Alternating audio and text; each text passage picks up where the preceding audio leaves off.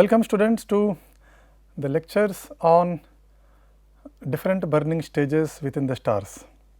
So, before going to the today's lecture, let me take a quick overview on the previous lecture and continue the discussion on different burning stages within the stars. Okay.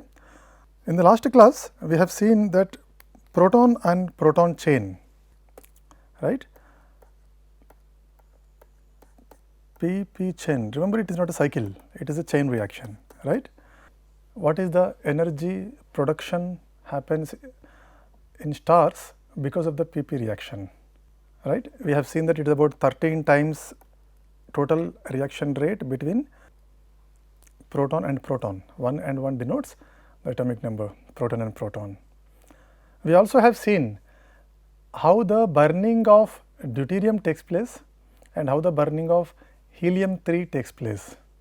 Okay. So, initially the hydrogen burning, then deuterium burning and then helium-3 burning, because this deuterium and helium-3 are the elements which are formed, chemical elements which are formed as part of PP chain.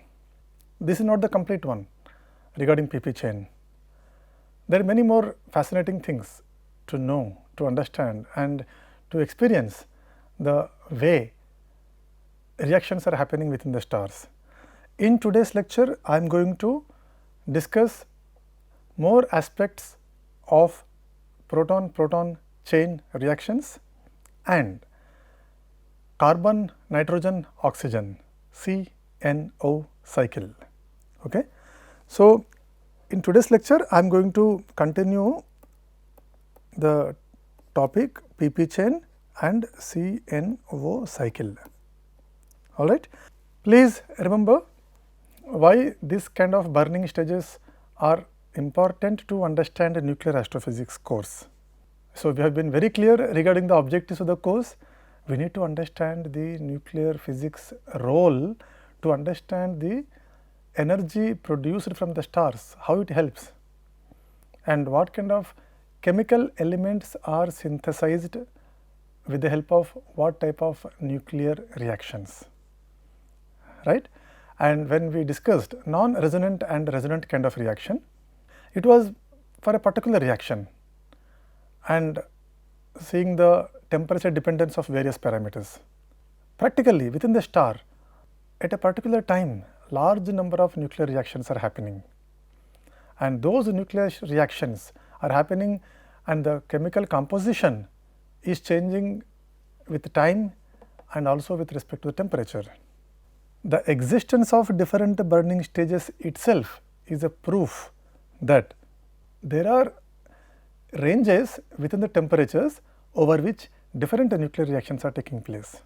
And we have started understanding the PP chain reaction, whose main objective is conversion of 4 protons to 1 helium-4 nucleus.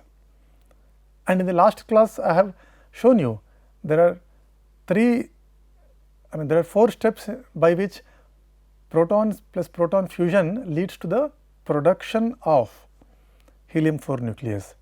Is that the only one set of reactions which leads to the production of helium-4? No. There are many, there are other set of reactions which leads to the production of helium-4. Interestingly, not only the direct fusion of proton plus proton followed by few more reactions leads to the production of helium-4, but also there are few sets of reactions in which 4 protons are converted into helium-4. So, that also I will discuss in today's lecture. Okay. So, let us see some more things about PP, proton-proton chain reaction. Okay. Consider this typical values, mass fraction of hydrogen and helium. Assume that it is 0.5 and the density, stellar density as 100 grams per centimeter cube.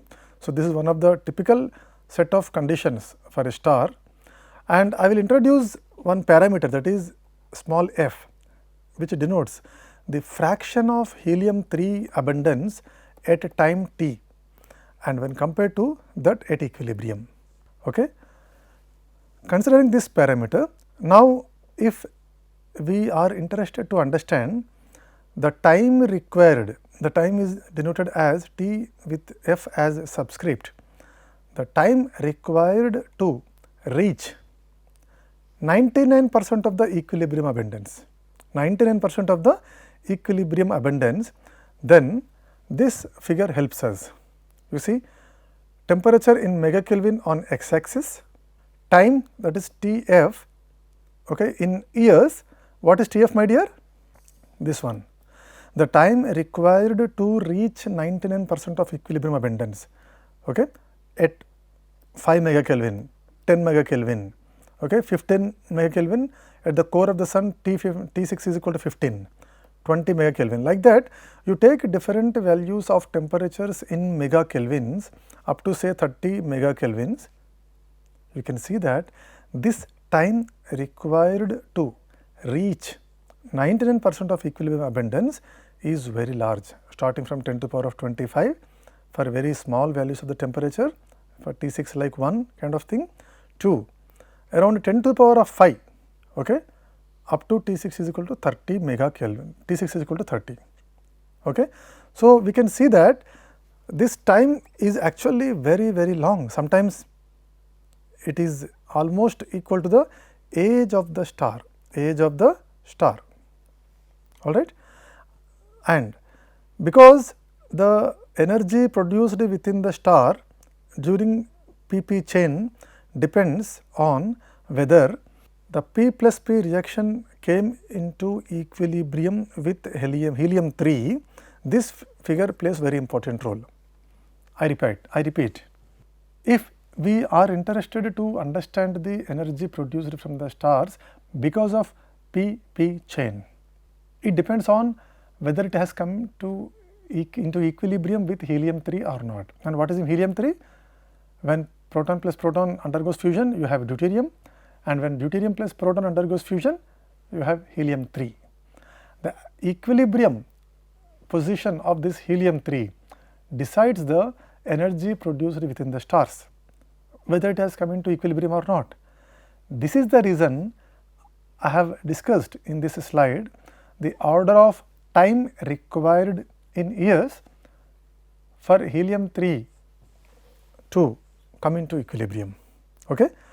And because of the large value of Tf, that is time required to reach 99% of equilibrium abundance, because of this large value, the abundance of helium 3 depends on age of the star. For example, if you take the sun, only after say 10 to the power of 6 years, there will be enough helium 3 to initiate this to operate at a maximum rate. So, you can imagine the rate with which helium 3 is produced within a star.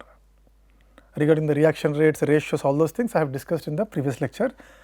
Please go through it again if you want to have a better understanding of this slide, in which I have shown you the conditions under which helium 3 comes into equilibrium and what is the order of the time taken for helium 3 to reach 99% of equilibrium abundance. Okay. So, this is one of the important points to understand when we discuss proton-proton chain as a responsible reaction which is responsible for energy production within the stars. Okay. After this, let me show you a schematic representation within the stellar plasma. All these circles, okay, they denote different nucleides, fine.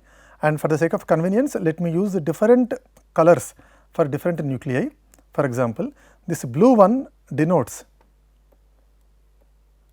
proton, okay. Proton plus proton gives rise to proton plus proton gives rise to deuterium. See, the diameter of this yellow circle is bit high when compared to the proton because of its mass, increase in the mass.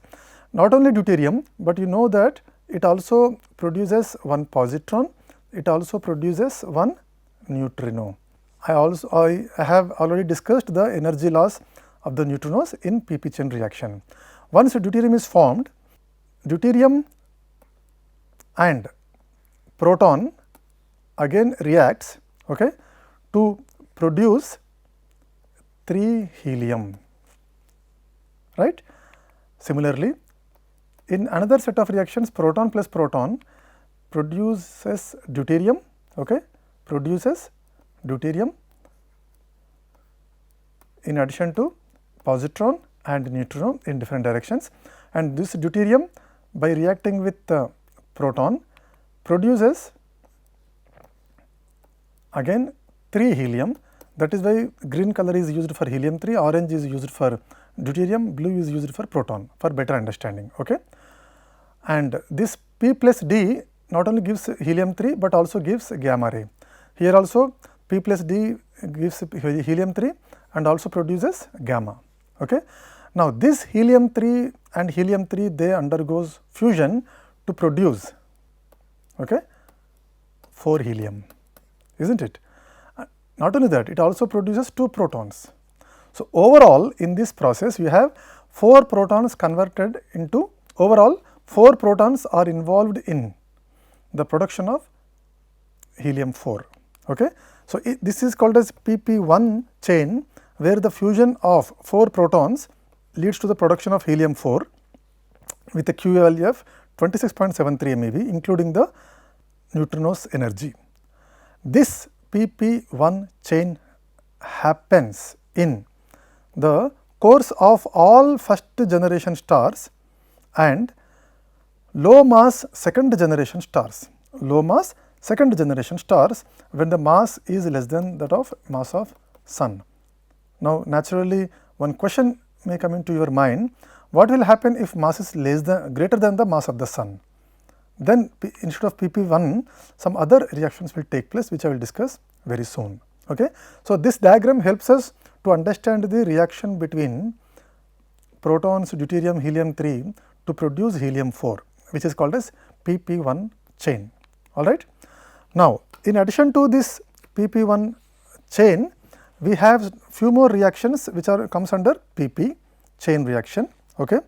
And those reactions I am going to write, okay, here in this slide. So, P plus P is producing deuterium plus positron plus neutrino, and this deuterium is again reacting with proton, okay, giving rise to 3 helium plus gamma. All right. Now, this can proceed in 2 different ways. All right. 86% proceeds through the reaction which already we have discussed, that is 3 helium and 3 helium produced in another reaction produces 4 helium plus 2 protons. This is called as PP1 chain reaction. Okay. And second possibility, that is 14% probability is there for helium 3 to not only react with another helium 3, but alpha particle, that is helium 4, okay, giving rise to 7 beryllium plus gamma, 7 beryllium plus gamma. So, helium 3 by reacting with helium 4 produces beryllium 7 and gamma. Now, further this reaction can proceed in 2 different ways, that is 7 beryllium, because it is unstable, okay, of course 7 beryllium it can capture the electron, okay, electron capture may take place to produce 7 lithium and neutrino, and this 7 lithium can react with proton and gives rise to 4 helium plus 4 helium, that is 2 alpha particles are produced. There is another possibility for this beryllium 7. 7 beryllium plus proton may give rise to 8 boron plus gamma, and this 8 boron can undergo decay, positron decay, okay, to produce 8 beryllium in excited state. Okay. This positron decay, okay, electron plus decay happens, which produces neutrino, and 8 beryllium it decays into 2 alpha particles. Okay. That means 2 helium 4 nuclides. Now, this one in particular is called as chain 1 in PP, and the effective Q value is equal to 26.2 MeV. The calculation already have done in the previous lecture. So, the loss is only 2% because of the escape of the neutrinos, and this is called as PP chain 2, where the effective Q value is 25.66 MeV, and the energy of the neutrinos escaping from here is bit more. So, that is why the effective Q value is 4% less when compared to the total Q value if we include the neutrino energies. And the third one is called as PP3 chain. Here Q effective is equal to 99.17 MeV. You can see the loss is about 28.3%. Okay. So, like this we can observe 3 different types of proton-proton chain reactions within the stars. So, it all depends on how helium-3 is proceeding once it is produced, whether it is reacting with another helium-3 or it is reacting with alpha. So, this is what decides the occurrence of different sets of reaction in PP chain. All right. Overall, the conversion of 4 protons to the formation of 4 helium is taking place. This is what we need to understand. Whereas in chain 2 and chain 3, you can see that alpha is acting as a catalyst, right. You see, alpha is acting as a catalyst, isn't it? So, this also we have to understand the role of helium 4 as a catalyst in PP2 and PP3 chain. Now, because due to the nuclear processes, elements involved in these 3 chains changes their abundance as a function of time. Okay. So, once again I am showing you this slide.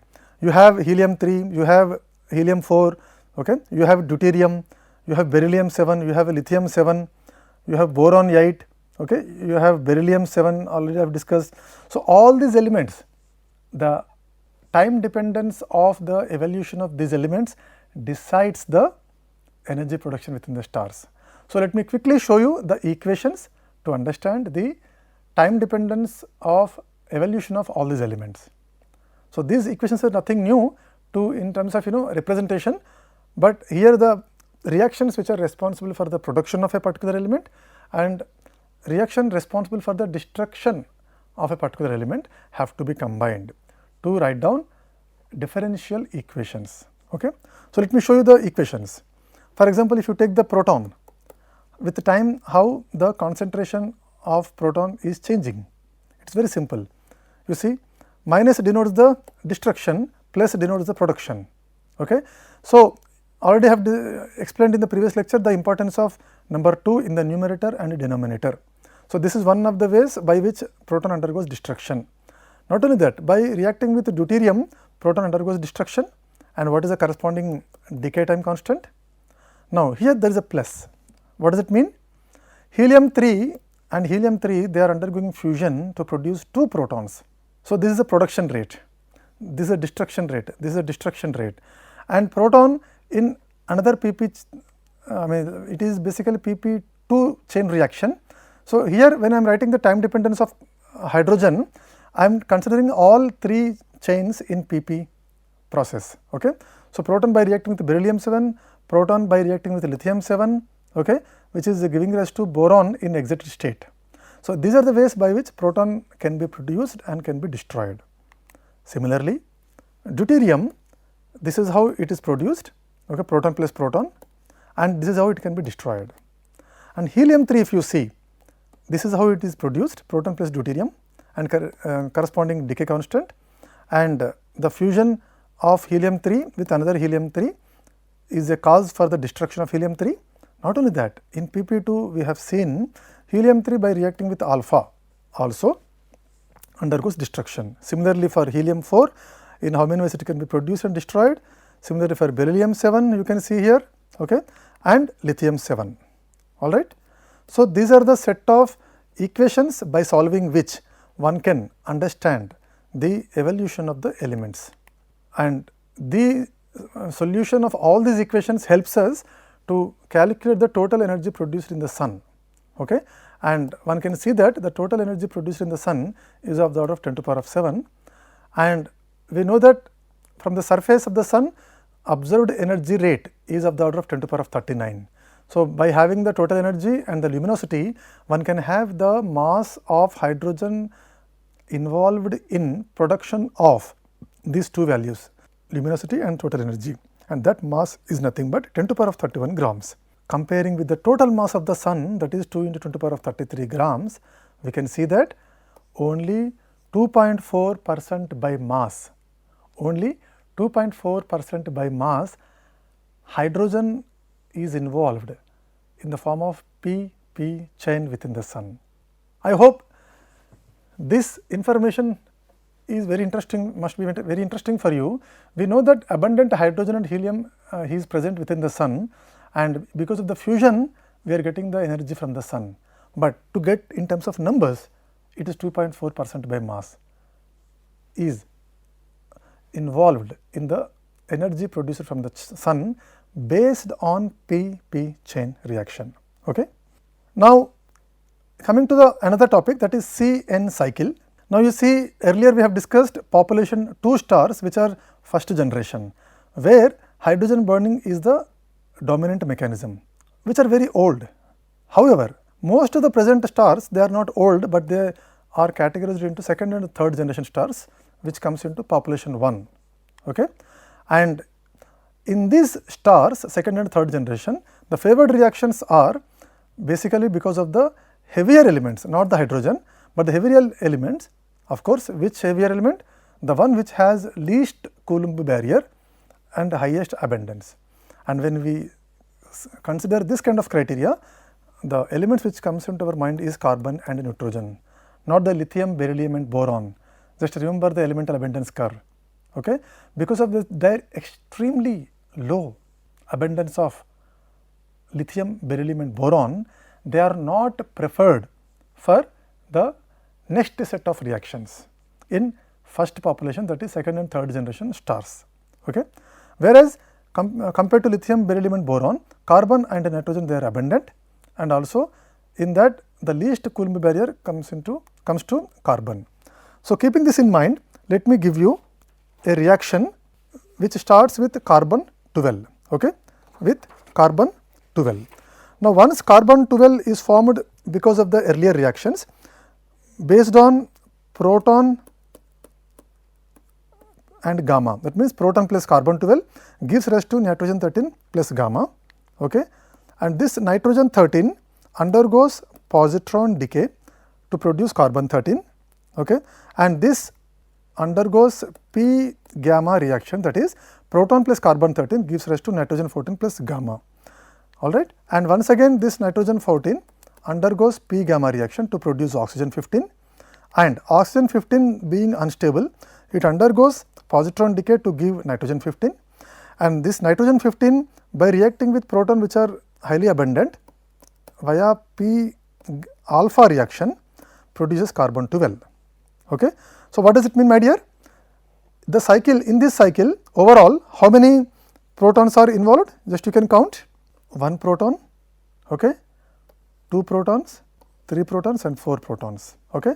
So, overall 4 protons are converted into the 4 protons are consumed to produce 1 helium 4.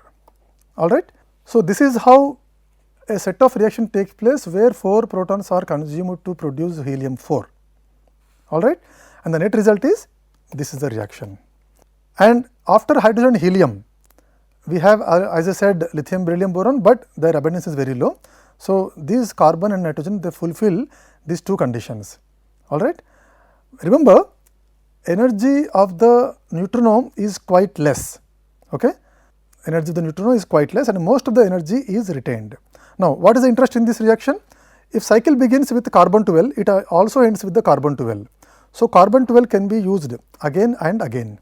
Of course, there is not much carbon 12, even though it is replaced, its repeated use helps to make the cycle an effective energy source. Same is true if the cycle begins with the nitrogen 14, okay, or carbon 13 or oxygen 15. Okay. So, the rate of energy is basically governed by the slowest reaction, and what is that slowest reaction? The slowest reaction is the one which has highest Coulomb barrier. within the available set of reactions, and which reaction has highest Coulomb barrier leads to the slowest reaction. Let us have a look. So, in this reaction, if you see proton plus nitrogen 14, proton plus nitrogen 14, it has the highest Coulomb barrier. Okay. Please remember, nuclear interaction, electromagnetic interaction, weak interaction, they give different types of different values of cross section. So, it is important to understand energy production in massive stars, and it is also important to understand synthesis of isotopes of carbon and nitrogen. Okay. So, as I said, conversion of 4 protons, and here carbon acts as a catalyst, and nitrogen 14 when it reacts with proton, it has the highest Coulomb barrier. So, the rate of energy production is governed by this reaction, the reason. Okay. And proton plus nitrogen 14, as it gives via electromagnetic interaction, it is the slowest. We also have another reaction where proton plus 15 nitrogen is reacting, but here the nuclear force is involved. Okay. So, this is not the slowest reaction, whereas electromagnetic force is the slowest reaction. Now, as I said, this is not the primary source of energy in the sun. This is CN cycle due to low solar mass. So, this cannot produce temperature required for CNO cycle. All right. What is this oxygen? I will discuss in the next slide. Fine. But this is important for energy production in the stars and also for synthesis of isotopes of carbon and nitrogen. Now, the hydrogen burning of these elements is not very simple, it is quite complicated. So, to summarize, in today's lecture, we have seen how helium 3 abundance changes with respect to the temperature, and the time required for the helium 3 to reach the equilibrium is of the order of 10 to the power of 5, 10 to the power of 6, 10 to the power of 10 years. And when we come to the sun, about 15 T6 is equal to 15, it is of the order of 10 to the power of 5 years. So, sometimes it is equal to the age of the star. Okay. And after that, I have discussed 3 sets of the reaction in PP chain, PP1, PP2, PP3 chain, and in which chain the energy loss is more? It is PP3 chain. And after that, I have shown you a cycle which is important for the conversion of 4 protons into helium 4 in population 1 stars, that is second and third generation stars. And the slowest reaction is decided by the highest Coulomb barrier, and that was proton plus nitrogen 14 via electromagnetic interaction. Though in terms of energy production this is not very important, but in terms of the synthesis of isotopes of carbon and nitrogen, this CN cycle is very important. More features of carbon nitrogen cycle and their extensions I will discuss in the next lecture. Okay. Till then, see you. Thank you so much for your attention. Bye.